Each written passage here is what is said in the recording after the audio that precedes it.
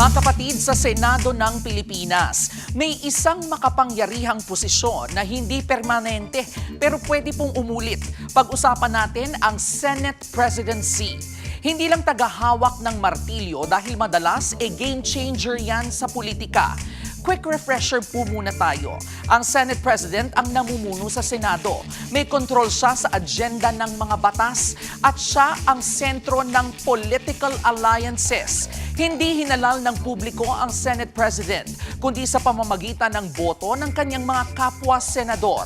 Punta naman tayo sa history.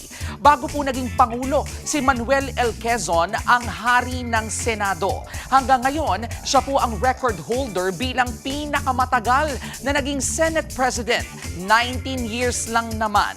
Pero hindi lahat tumatagal. Ang top 1 at top 2 bilang pinakamaikling panunungkulan ng isang Senate President ay hawak po ng iisang tao lang, si Camilo Osias.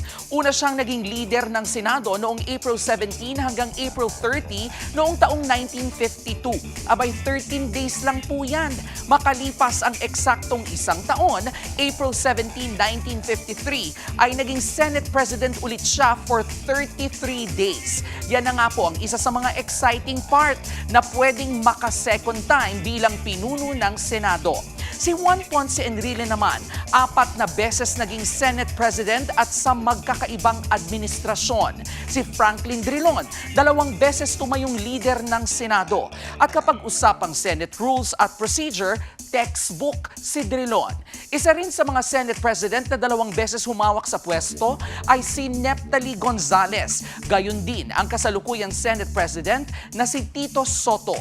Patunay yan na mula noon hanggang ngayon ay numbers game na ang Senado. Hindi popularity ang sukatan dito, kundi tiwala ng kapwa-senador. Sa Senado, mawala man ang martilyo at pwedeng mabawi. Ang pagiging Senate President ay hindi tungkol sa haba ng termino, kundi sa bilang, alyansa at timing. Pero ang trabahong ginagampanan niya, mabigat at mahalaga. Nagaya po ng K. Alaman ay K.